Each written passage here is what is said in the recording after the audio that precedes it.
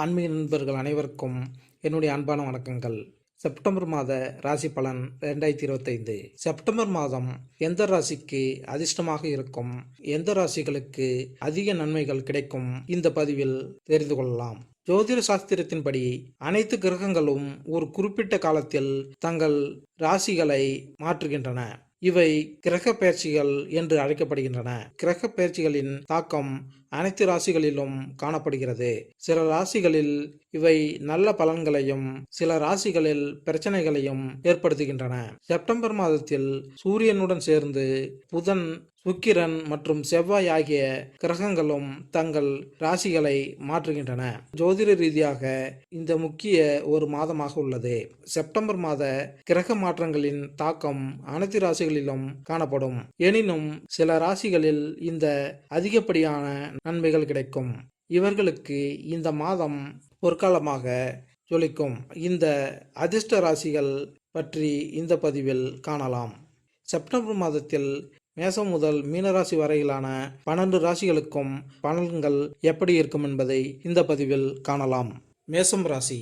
September மாத ராசி பலன் 2025 படி மேசராசிக்காரர்களுக்கு பலனளிக்கும். இந்த மாதம் நீங்கள் வெளிநாடு செல்வதில் வெற்றி பெறலாம். ஆனால் உங்கள் செலவுகள் மிக அதிகமாக இருக்கும் மற்றும் உடல்நல கண்ணோட்டத்தில் கூட பிரச்சனைகள் இருக்கும்.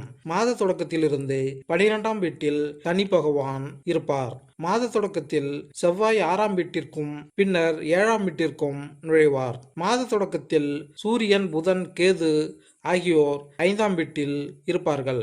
இதனால் 5ஆம், 6ஆம், 12ஆம் வீட்டில் கிரகங்களின் பாதகமான பலன்களால் உடல்நல கோளாறுகள் உண்டாகலாம் மற்றும் செலவுகளும் உயரும். காதல் உறவுகளில் ஏற்ற இறக்கங்கள் ஏற்படுவதற்கான வலுவான வாய்ப்புகள் உள்ளது. திருமணமானவர்களுக்கு நேரம் ஓரளவு சாதகமாக இருக்கும். ஆனால் மாதத்தின் பிற்பகுதியில் சில பிரச்சனைகள் வரலாம். இந்த மாதம் புதிய யாத்திரை மேற்கொள்ளும் வாய்ப்புகள் கிடைக்கும். குடும்பம் மற்றும் உடன் பிறந்தவர்கள் அல்லது நண்பர்களுடன் கோவில் அல்லது மத ஸ்தலங்களுக்கு செல்லும் வாய்ப்புகள் உங்களுக்கு கிடைக்கும். உங்களுக்கும் மக்களுக்கும் வேலை சம்பந்தமாக அலைச்சல் இருக்கும். உங்களுக்கு வேலை அழுத்தம் இருக்கும். குடும்ப வாழ்க்கையில் மகிழ்ச்சி ஏற்பட வாய்ப்புகள் உள்ளது. வியாபாரம் செய்பவர்கள் சிறப்பான பலன்களை பெறுவதற்கான வாய்ப்புகள் உள்ளன.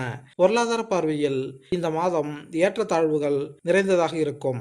தொழில் ரீதியாக இந்த மாதம் உங்களுக்கு மிகவும் மிதமான பலன்களை தரும். 10ஆம் வீட்டில் அதிபதியான சனி பகவான் மாதம் முழுவதும் 12ஆம் வீட்டில் அமர்ந்திருப்பதால் வேலை சம்பந்தமாக நீண்ட பயணங்கள் ஏற்படும். வியாபாரம் செய்பவர்கள் சற்று கவனமாக இருக்க வேண்டும். 6ஆம் மற்றும் 12ஆம் வீட்டில் கிரகங்களின் தாக்கம் அதிகமாக இருப்பதால் வியாபாரம் தொடர்பான அதிக செலவுகள் ஏற்படும்.